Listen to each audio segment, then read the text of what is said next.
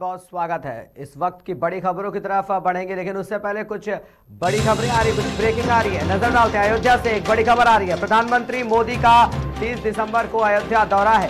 श्री राम अंतर्राष्ट्रीय हवाई अड्डे का शुभारंभ करेंगे प्रधानमंत्री नरेंद्र मोदी के स्वागत की जो तैयारियां हैं वो जोरों पर चल रही हैं। अयोध्या पुलिस विभाग में छुट्टी लेने पर जो रोक है वो लग गई है। 3 जनवरी 2024 तक छुट्टी लेने पर रोक लगा दी गई है। प्रधानमंत्री के आगमन को लेकर एसएसपी ने रोक लगाई है। 30 दिसंबर को प्रधानमंत्री नरेंद्र मोदी का अयोध्या दौरा है, जिसको लेकर के जो तैयारियां हैं वो तैयारियां जोरों पर चल रही हैं और पुलिस विभाग में छुट्टी लेने पर एसएसपी ने रोक लगा दी है कि 3 तारीख तक की आप लोग छुट्टी नहीं ले सकते हैं। तो पुलिस विभाग पर छुट्टी की रोक लग गई है। प्रधानमंत्री का दौरा है और स्वागत की जो तैयारियां हैं प्रधानमंत्री नरेंद्र मोदी की वो अब देखने को मिल रही हैं। श्री राम अंतर्राष्ट्रीय हवाई अड्डे का शुभारंभ करने के लिए अयोध्या प्रधानमंत्री नरेंद्र मोदी जो है वो 30 दिसंबर को जा रहे हैं।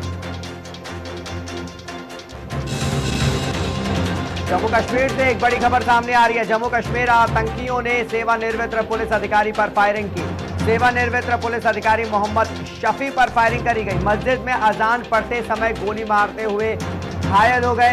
गैटमुल्ला शीरी बारामुल्ला में मस्जिद में अजान पढ़ रहे थे। गोलीबारी के बाद इलाके की घेराबंदी की गई। तो कश्मीर पुलिस ने ये घेराबंदी करी। अजान पढ़ते समय गोली मारी गई है। आतंकियों ने सेवानिवृत्त पुलिस अधिकारी पर फायरिंग करी है। तो जम्मू कश्मीर से एक बड़ी खबर आ रही है, बड़ी ब्रेकिंग आ रही है। जम्मू कश्मीर में आतंकियों ने सेवानिवृत्त पुलिस अधिकारी पर फायरिंग करी। सेवानिवृत्त पुलिस अधिकारी मोहम्मद शफी नाम है, उन पर फायरिंग करी गई। मस्जिद में अजान पढ़ रहे थे जिस वक्त गोली मारी गई, जिस वक्त फायरिंग हुई उस वक्त मोहम्मद शफी जो थे वो मस्जिद में अजान पढ़ रहे थे। गैटमुल्ला शीरी बारामुल्ला में मस्जिद है, वहां पर अजान पढ़ रहे थे। गोलीबारी के बाद इलाके में घेराबंदी जो है वो फिलहाल कर दी गई है। देहरादून से बड़ी अपडेट आ रही है। मुख्यमंत्री पुष्कर सिंह धामी ने गहनता से समीक्षा की। राजस्व प्राप्ति और आय के संसाधनों में वृद्धि के संबंध में जो है वो समीक्षा करी गई है। वित्त मंत्री उच्चाधिकारियों के साथ गहनता से पुष्कर धामी जो है वो समीक्षा कर रहे हैं। सीएम ने अवैध खनन पर प्रभावी नियंत्रण के निर्देश दिए हैं। आय के संसाधनों में वृद्धि के लिए अधिक हो, तो इस तरीके से जो निर्देश है वो देते हुए नजर आए हैं सीएम पुष्कर सिंह धामी। तो गहनता से जो समीक्षा है वो मुख्यमंत्री पुष्कर सिंह धामी जो है वो करते हुए नजर आए। देहरादून से अपडेट आ रही है। मुख्यमंत्री पुष्कर सिंह धामी जो है वो समीक्षा करते हुए नजर आए हैं। राजस्व प्राप्ति एवं आय के संसाधनों में जो वृद्धि है उसको लेकर के ये समीक्षा जो है वो करी गई है। वित्त मंत्री उच्चाधिकारियों के साथ जो है ये गहनता से समीक्षा करी गई है और साथ ही साथ पुष्कर सिंह धामी ने अवैध खनन पर नियंत्रण करने के निर्देश जो है वो दिए हैं। आय के संसाधनों में वृद्धि हो, इस तरीके से जो निर्देश हैं वो पुष्कर सिंह धामी जो है समीक्षा के दौरान देते हुए नजर आए। रायबरेली से बड़ी अपडेट आ रही है। आईजीआरएस की जारी हुई रैंकिंग में प्रदेश में रायबरेली को मिला 54वां स्थान। तहसील सदर महाराजगंज डलमऊ और को मिला प्रथम स्थान। सलोन तहसील का सबसे खराब जो है वो प्रदर्शन देखने को मिला। तो रैंकिंग का जो प्रदर्शन है उसके जो रिजल्ट है वो कहीं ना कहीं देखने को आए। प्रदेश में रायबरेली को 54वां स्थान जो है वो आईजीआरएस की जो रैंकिंग है उसमें मिला है। तो रायबरेली से अपडेट आ रही है। आईजीआरएस की रैंकिंग में 54वां स्थान जो है वो रायबरेली को मिला है। तहसील सदर महाराजगंज डलमऊ को प्रथम स्थान, जो तहसीलें हैं जिले के अंतर्गत जो आती हैं उनमें सदर महाराजगंज डलमऊ को जो है वो रैंकिंग में प्रथम स्थान प्राप्त हुआ है। सलोन तहसील का जो प्रदर्शन रहा है वो सबसे ज्यादा खराब प्रदर्शन सलोन तहसील का रहा है। एक और अपडेट आ रही है देहरादून से। कांग्रेस आलाकमान ने बदल डाले कई राज्यों के प्रभारी। उत्तराखंड कांग्रेस की नई प्रभारी बनी कुमारी शैलजा। इससे पहले देवेंद्र यादव थे उत्तराखंड कांग्रेस के प्रदेश प्रभारी और इस बार जो है प्रदेश प्रभारी जो है वो बनाई गई हैं कुमारी शैलजा। लोकसभा चुनाव से पहले कांग्रेस को नई प्रदेश प्रभारी मिल गई है। कांग्रेस को एकजुट करना शैलजा के लिए एक चुनौती जो है वो कहीं ना कहीं देखने को मिलेगी। तो उत्तराखंड से जो है ये खबर आ रही है देहरादून से, जहां पर कांग्रेस आलाकमान ने जो है अपने कई राज्यों के प्रभारी जो है उनके बदलाव करे हैं और उसी में उत्तराखंड में जो बदलाव देखने को मिला है, वहां पर कांग्रेस की जो नई प्रभारी हैं वो कुमारी शैलजा हैं, उन्हें उत्तराखंड कांग्रेस की नई प्रभारी बनाया गया है। इससे पहले जो उत्तराखंड के कांग्रेस प्रभारी थे वो देवेंद्र यादव थे और अब कई राज्यों के साथ साथ उत्तराखंड में भी कांग्रेस ने बदलाव एक तरीके से किया है और शैलजा कुमारी को इस बार जो है वो आला कमान ने प्रभारी बनाया है। तो उत्तराखंड से ये अपडेट आ रही है। लोकसभा चुनाव से पहले कांग्रेस को अब नई प्रदेश प्रभारी जो है वो मिल गई है। एक और अपडेट, देहरादून, धामी सरकार ने राज्य में एस्मा लागू किया। सरकार ने 6 माह के लिए लागू किया एस्मा।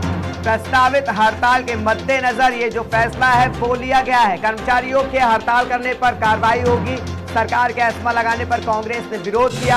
कांग्रेस प्रदेश प्रवक्ता शिषपाल सिंह बिष्ट ने कहा ये जो बीजेपी है वो नजर आ रही कहीं ना कहीं जो ये एस्मा लगाया गया है 6 माह के लिए लागू कर दिया गया फिलहाल। तो धामी सरकार ने ये कड़ा फैसला लिया, राज्य में एस्मा लागू कर दिया है। सरकार ने 6 माह के लिए जो एस्मा है वो लगाया है। प्रस्तावित हड़ताल के मद्देनजर ये फैसला जो है वो धामी सरकार ने लिया है। तो कर्मचारियों के हड़ताल करने पर कार्रवाई होगी, ये एस्मा लगा दिया गया। सरकार के एस्मा लगाने पर जो कांग्रेस है उसका कहीं ना कहीं अब विरोध देखा जाना शुरू हो गया है। कांग्रेस प्रदेश प्रवक्ता शिषपाल सिंह बिष्ट ने जो है वो बीजेपी पर कहीं ना कहीं निशाना साधा है और एस्मा को लेकर के उन्होंने साफ तौर पे कहीं ना कहीं ये बयान दिया है। तो एस्मा देहरादून की धामी सरकार ने लागू कर दिया है। प्रस्ताव हड़ताल के मद्देनजर जो ये फैसला है वो ले लिया गया है।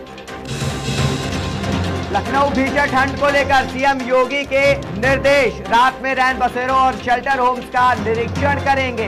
रात में वरिष्ठ अधिकारी करें निरीक्षण। तो साफ तौर पर योगी आदित्यनाथ राजधानी लखनऊ से अपडेट आ रही है जहां पर सीएम योगी आदित्यनाथ का जो आदेश है वो जारी हो गया है। जो भयंकर ठंड देखने को मिल रही है राजधानी लखनऊ में, तो उसको लेकर के सीएम योगी ने जो है ये साफ तौर पर वरिष्ठ अधिकारियों को निर्देश दिए हैं कि वो रैन बसेरों में रात में जाकर के निरीक्षण करें। नगर विकास विभाग की ओर से संचालन किया जाए।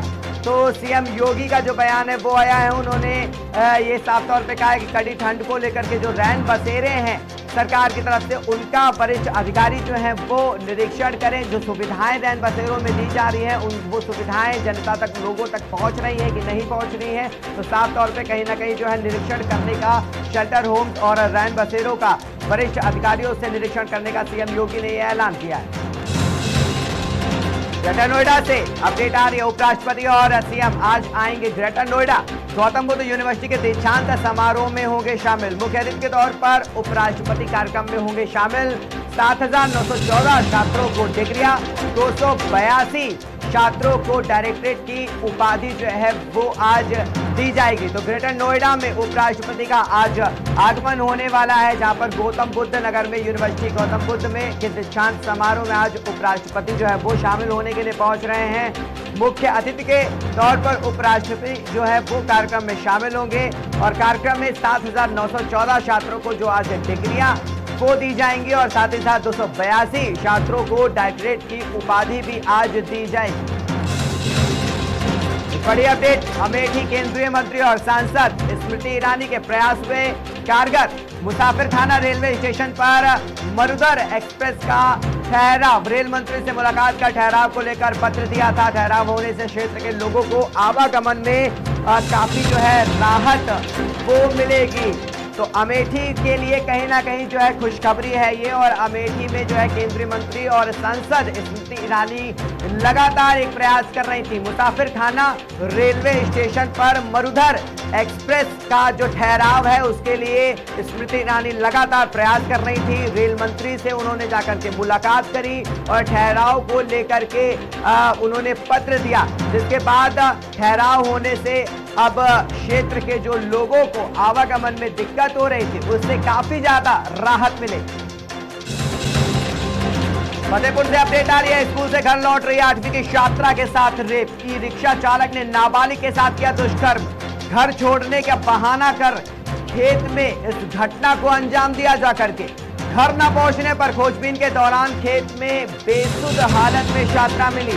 छात्रा के पिता की तहरीर पर पुलिस ने केस दर्ज कर दिया है। आरोपी राजू उर्फ बंगाली के खिलाफ जो है ये केस जो है वो दर्ज कर लिया गया है। तो नाबालिग के साथ में पहले उसका अपहरण किया, उसे ले जाने के बाद में खेत के साथ दुष्कर्म किया, घटना को अंजाम दिया। तो ई रिक्शा चालक था आरोपी जिसको, और ये बताया जा रहा है कि 8वीं की छात्रा थी जिसके साथ में रेप हुआ है। तो ये फतेहपुर की घटना सामने आ रही है जहां पर स्कूल से घर लौट रही 8वीं की छात्रा के साथ रेप की वारदात हो गई। ई रिक्शा चालक ने नाबालिग के साथ दुष्कर्म किया, घर छोड़ने का बहाना कर खेत में पूरी घटना को अंजाम दिया। घर न पहुंचने पर जब खोजबीन करी गई तो उस दौरान खेत में बेसुध हालत में छात्रा मिली छात्रा के पिता ने। उसके बाद में पुलिस में तहरीर दर्ज कर ली गई है और आरोपी के खिलाफ फिलहाल जो है पुलिस ने तहरीर दर्ज कर ली है।